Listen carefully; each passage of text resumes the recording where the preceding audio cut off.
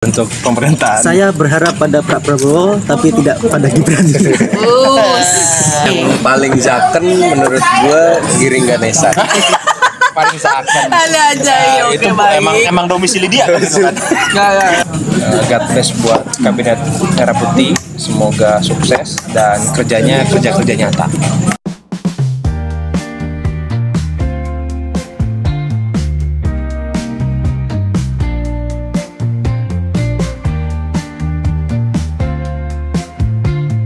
Jadi tiba saatnya setelah pelantikan. Gue dengar udah rapat hari ini ya. Udah rapat-rapat kabinet gitu ya. Yang nggak setuju makan siang gratis keluar. Oh iya, nggak setuju makan siang gratis keluar. Ya kita mau bahas apa nih? Kita bahas dari komposisi kabinet dulu kali. Line up ya. Kabinet ini kan menteri dan wakil menteri dan kepala badan ini kan total 100 ya. Iya. Ya nggak sih? 100 nggak? Iya, benar. 53. 53 ya. 53 menteri dan kepala badan. 53 menteri kepala badan. Wakil menteri berapa? Belum Belum wakil menteri. Ya. Tulis aja. Oke, kementerian dan kepala badan 53 lah. Iya. Menurut gue ini, bukan menurut gue ya, tapi secara publik ini memang kita sudah tahu ini terbanyak dari masa sepanjang sejarah terbanyak.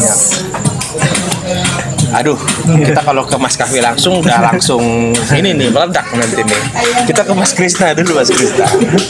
Menurut lu komposisi 53 ini tujuannya apa? Dari apa yang lu analisa dan lu baca lah ya.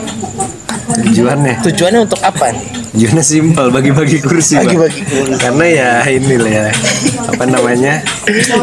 Bagi-bagi kursi ya, langsung loh. Dengan koalisinya juga kan memang terlalu gemuk kemarin, terlalu gemuk, banyak partai, dan juga apa namanya, di luar partai pun banyak gitu yang dukung Pak Prabowo. Jadi Bahkan yang tidak berkoalisi pun juga ikut masuk. Oh iya, yang perubahan itu juga masuk ya. Nah itu, saya tetap di jalan perubahan. Tapi saya suka sama gaya Caimin. Sama ada PLT Ketum P3 kan Mardiono jadi itu juga kan dulu kan. Itu dia. Nah ini termasuk jumlah kementerian terbanyak dari mulai Indonesia berdiri bahkan ya. Oh diri. Gitu, makanya ya. Nggak, menurut lu efektif nggak nih? Kan nih lu bilang ini kan bagi-bagi. Efektivitasnya gimana nih? Belum kelihatan nih, baru 2 hari. Tapi mungkin Pak Prabowo mau ngejar sesuatu ya, entah speednya biar lebih cepat. Atau mungkin juga ya itu tadi balik ke bagi-bagi kursi sih. Bagi-bagi menurut kursi. gua. Dia bilang bagi-bagi kursi sis. Setuju nggak lu sis bagi-bagi kursi? Bagi-bagi kursi iya sih. Basis Meskipun kan ada nih habis juga ketemu yang Pak Prabowo makanya pakai Basis blazer. kan. ada kayak gitu ya. beda memang. Nggak ditelepon Mayor Teddy nih. Seskap. Seskap. Mana nih? Kalau Gemuk nih. gemuk ya, kita lihat program kerjanya juga ya, katanya juga panjang kan, mungkin memang perlu segitu banyaknya ya. Maksudnya panjang apa tuh? Daftarnya panjang kata program kerjanya. Oh, program kerja daftarnya panjang, jadi memang harus. Memang perlu segitu mungkin ya. Kebanyakan janji berarti. Iya. Ada statement siapa ya? Kader Gerindra, entah Pak Dasko mungkin atau siapa. Gue dengar katanya ini justru bukan gemuk, ini ramping justru. Karena Paling ramping. Udah ramping karena dari jumlah janjinya udah paling ramping. Iya. katanya ini justru lebih ramping karena yang tadi satu kementerian tupoksinya 2-3 ini jadi cuma 1 fokus. Jadi harusnya ini efektif, pasti produktif dan pasti efisien. Iya. Nah, kita ke orang ini nih, kita terakhir Yang fenomenal ini. yang fenomenal ini, Mas Kafil Hadalia. Ini ngomongnya biar lancar. Kafil Hadalia. Wah. Ini bagi-bagi. Ya ini apa tadi ya gemuk lah, setuju. Menurut Mas Kafe ini apa? Hati-hati udah beda presiden ini. Hati udah presiden udah beda. M16 di atas rumahmu. Hati kamu. Kadrun terus. Gila. Cukup berbahaya memang. 14 Sekarang 14 turun loh. Cukup berbahaya. Tapi memang ya Cukup berbahaya. Tapi memang bisa kita lihat secara kasat mata ya, di jumlahnya melebihi dari periode sebelumnya gitu kan, melebihi kabinetnya Pak Jokowi. Ya. Bekicot ini ya. Oke, ini tentu akan menimbulkan banyak PR ya. Salah satunya terkait anggaran. Dengan melihat komposisi yang segini banyaknya, ini mungkin Pak Prabowo juga ingin mengakomodir semua yang mendukung beliau, bahkan yang tidak mendukung. Itu tadi ya, menurutku terlalu berlebihan dan akan menimbulkan mungkin ada PR komunikasi nanti di sana, koordinasi. Karena ini akan salah satunya kan menambah kementerian berarti kan. Menambah kementerian, belum lagi memikirkan nomenklaturnya seperti apa. Kita bisa bayangkan untuk bikin sebuah logo aja untuk sampai ke bawah itu kan nanti panjang.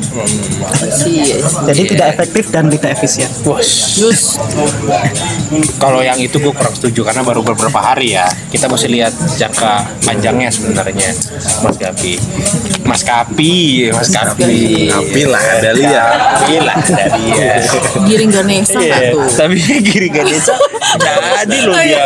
Wakil Menteri kan ya? Wakil Menteri Kebudayaan loh.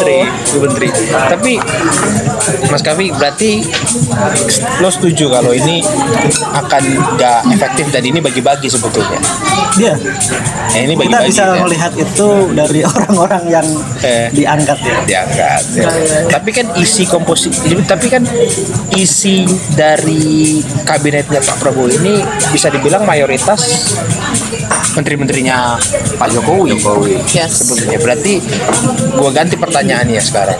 Berarti betul dong janjinya Prabowo dia mau melanjutkan program-programnya Jokowi. Setuju nggak kalau itu?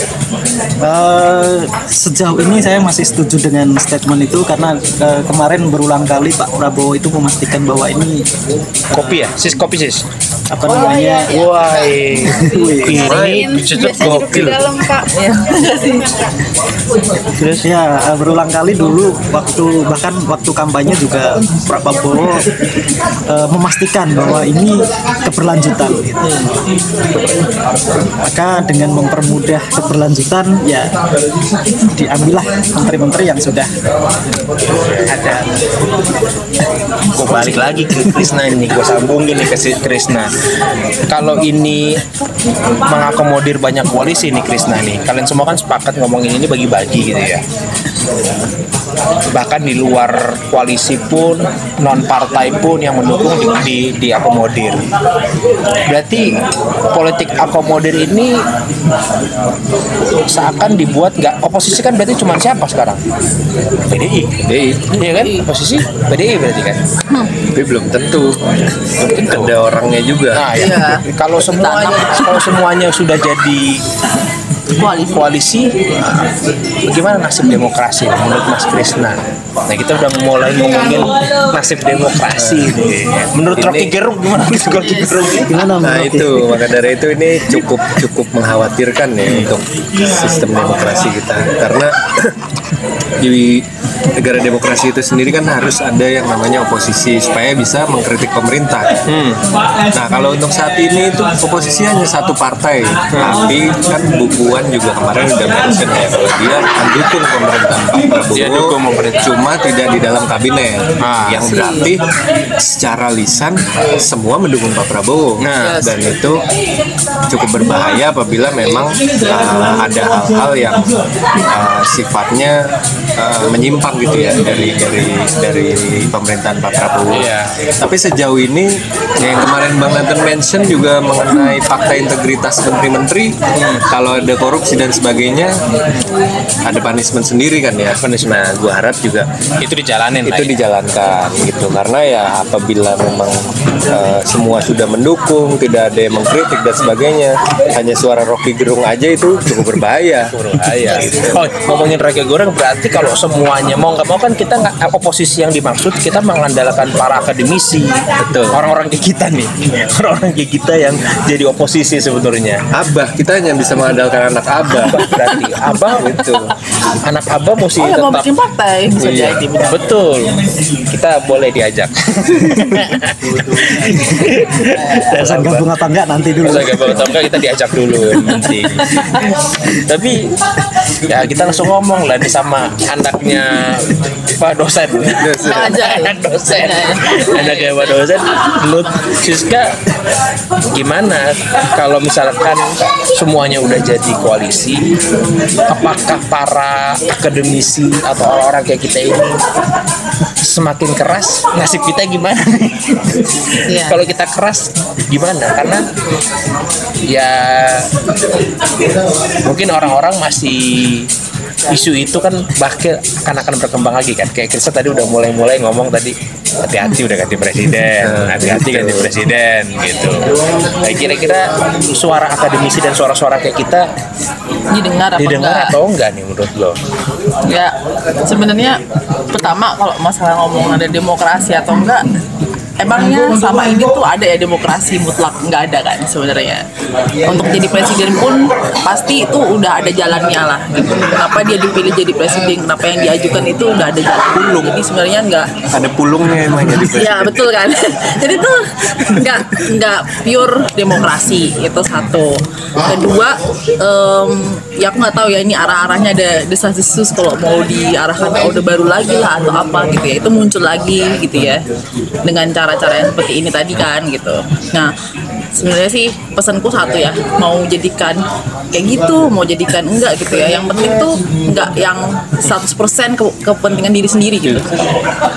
Kan kenapa Korea maju gitu ya? Itu kan sebenarnya juga dari zaman diktatorship juga ya. Galahnya soalnya bagus. Diktatorship juga nih. Galahnya bagus. Galahnya bagus. Oh, Korea maju. Oh gitu ya. Kan nonton Babang Pacul Iya. galanya bagus. Jadi Rusia pun juga gitu ya. Sebenarnya kan diktator tuh mungkin nggak 100% sejelek yang kita kira, tetapi harus tahu dulu nih gitu. Maksudnya dia tuh seberapa banyak sih mengambil keuntungan gitu. Tapi gue rasa nggak usah jadi diktator dengan ketegasan Pak Prabowo dan backgroundnya dia. Gue rasa kalau dia tetap tegas ya, dengan gaya leadershipnya Prabowo ya semua orang pasti akan segan sih. Buktikan dengan Mahung Garuda yang begitu tegas, walaupun berwarna putih. Jadi Mas Kavi, sekarang ke Mas Kavi gue ganti aja topiknya lah. Gue ganti topiknya ke Mas Kavi. Kalau ke Mas Kavi gue mau nanya, menurut Mas Kavi menteri-menteri ini udah sesuai dengan zakon kabinet yang disampaikan sebelumnya nggak jujur sebelumnya? Ini udah zakon kabinet belum nih? Kalau bukan, kalau belum zakon kabinet siapa yang menurut Mas Kavi? Wah ini nggak zakon kabinetnya orang ini nih. Aku cuma mau bilang ada satu menteri yang saya sependapat nih. Apa tuh? Bahlil. Balil kan Anda. Emang susah sih. Keras. Salah satu pengurus Muhammadiyah yang diamanahkan untuk Muhammadiyah ini Pak, Menteri Pendidikan. Saya sangat setuju dengan beliau. Melihat backgroundnya beliau seorang pengurus besar Muhammadiyah, tentu dengan kultur Muhammadiyah tidak perlu diragukan lagi lah. Beliau Muhammadiyah bikin pondok pesantren aja jadinya sekolah gitu. Ya, menurutku ini terobosan yang bagus. Tapi UN bisa balik lagi loh Pak. Enggak masalah. Ya kita kan harus siap sedia diuji kan. Iya. Kan dia bilang untuk kurikulum Merdeka saya akan kaji ulang, tapi tenang Pak Nadiem Makarim, tenang Pak Nadiem, saya tetap jadi pelanggan setia Gojek. Jadi Pak Nadiem gak usah khawatir, saya kaji ulang kurikulum Merdeka, tapi saya tetap pelanggan setia Gojek. Nah itu kan yang bagus. Yang menurut lo kurang zakon siapa nih? Caimin. Ini masalahnya banyak warisan ini loh. Banyak warisan ya, banyak warisan dari Pak Mulyono. Pak Pratik gitu ya. Pak Pratik, oke lah. Oke itu ya kan. Pak Pratik. Siapa? Tito. Hah? Gus Miftah. Siapa Krisna Siska? Yang menurut Krisna Siska ini memang bagus banget nih orangnya, tepat di situ. Sama satu lagi yang ini akomodir aja ini sebenarnya. Gimana ya? Kayak kalau kita ingat ke belakang itu kan pernah ada postingan kita tuh yang ngomongin soal calon menteri siapa, ya kan? Masuk semua Pak. Iya. Luhut masuk lagi Luhut, Iya. tapi bukan menteri. Iya. Dewa ada timbangan. Sri Mulyani masuk. Iya kan? AHY masuk semua tuh postingan itu tuh. Jadi menurut Siska siapa nih? Ya mungkin aku masih aku setuju sih sama Mas Kavi juga ya, itu salah satunya. Iyalah, kamu harus setuju. Iya. tapi perlu dilihat juga ya, Menteri Pendidikan ini kayak udah 2 kali tuh ternyata zong gitu kan. Maksudnya dipegang 2. Ini tuh mungkin berarti cukup krusial ya gitu. Kita lihat apakah ada perubahan gitu. Itu satu. Kedua ya sempat ditebak aku dulu ya, Sri Mulyani sih ya. Mulyani yang top ya. Iya. Idola Siska Sri Mulyani. Gitu. Ada lowongan tenaga ahli. Nah, boleh tuh Staf ahli Bu Ani boleh Pak. Krisna siapa Krisna? Yang kurang lah, yang kurang nggak zaken nih. Yang paling zaken menurut gua Giring Ganesha. Paling zaken. Ada aja ya, oke, Itu baik. emang domisili dia kan? Emang domisili kerjanya kan.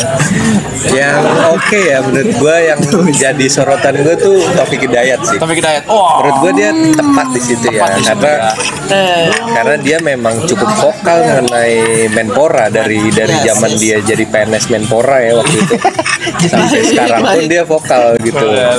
Makanya mungkin dengan adanya dia, anggaran yang ada di Menpora itu lebih ya bisa lebih lebih tersalurkan lah. Dan dia memang pelaku olahraga. Betul. Kan? Dia ngerti lah pembinaannya gimana seharusnya. Ya. Lutfi Hasan masuk nggak sih? Hah? Lutfi Biasa apa Mendak yang lama bukan? Oh, Menko dong sekarang. Bukan, itu Pak Zulkifli Hasan. Bukan Zulkifli. Oh, Lutfi, Mendak Lutfi. Iya. Enggak. Oh, enggak. Padahal kan dia cukup santer tuh waktu Dia Prabowo. support Pak Prabowo. Iya. Mendak Lutfi dulu sebelumnya Pak Zulkifli. Ya. PKS bukan sih Iya. Dia bukan kayak dia. Tapi partai kayaknya. Tapi bukan atau partai. Padahal cukup edukatif. Kalau aku Jadi pesan buat Pak Prabowo apa nih dengan kabinet yang barunya dia yang baru beberapa hari ini, pesannya apa Mas Kavi duluan? Pesannya apa Mas Kavi buat kabinet Pak Oke, sebenarnya dalam indikator kemajuan bernegara itu menurutku ada 2 poin dasar yang harus diutamakan. Satu, memajukan pendidikan, kedua hukum dan HAM. Wah, Loh, kata Pak Yusril 98 bukan HAM berat kok. Iya, Gimana sih? Pak Yusril tolonglah, ini baru berapa hari kerja loh Pak, udah bikin kontroversi. Tapi menurutku 2 itu sangat penting ya, sangat mendasar. Siska Pak, pesan buat Pak Prabowo dan kabinetnya. mungkin pembuktian yang paling gede ya aku nggak berharap dengan makan siang sih, lebih ke IKN-nya diselesaikan Loh, aja sih. ada makan siang keluar dari kementerian. Gimana? Nah, agak susah sih lihat Yang nggak anggaran. setuju makan siang keluar dari kementerian. Siska naju IKN mau diapain ya? Iya, ini gitu. IKN kayaknya nggak dilanjutin nih, soalnya nggak ada di pidato kenegaraan kemarin. Agak ada ya. Nggak ada Kan di kemarin tuh Gibran udah mengajak Iya, tapi kan kemarin aku udah bilang itu hambalang 2 dengan skala yang lebih besar gitu. tapi ulang ya. bener nih. Kita potong ini nanti kita potong. Kita potong. Kita tes nih, Pak Prabowo keras nggak nih untuk media dan lain-lain.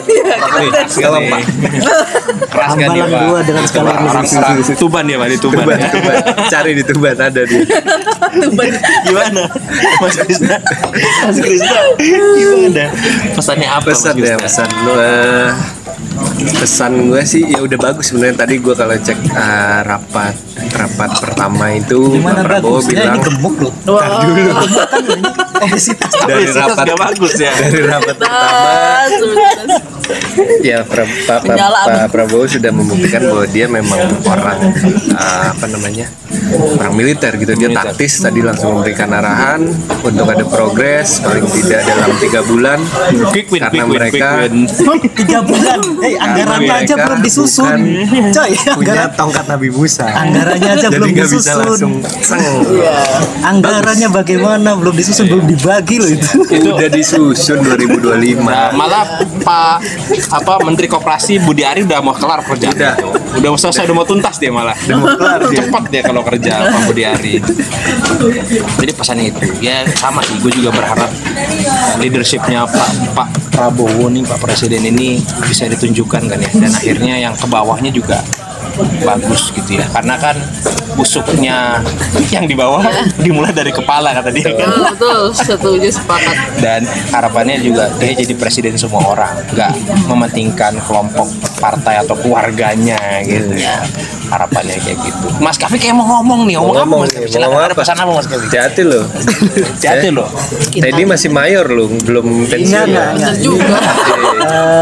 Kan kemarin Pak Prabowo mengatakan ini akan jadi kabinet yang pemerintahan yang kuat gitu, dan bertujuan untuk rakyat gitu.